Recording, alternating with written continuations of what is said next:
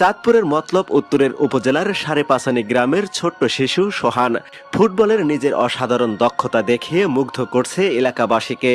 কেউ কেউ তাকে বলছেন খুদে মেসি।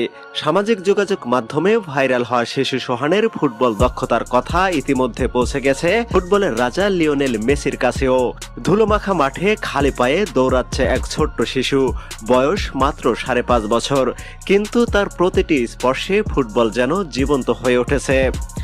এ যেন কোনো সাধারণ শিশু নয়, এ যেন জন্ম থেকেই বল পায়ের সাথে লেগে থাকা এক বিস্ময় বালক সোহান।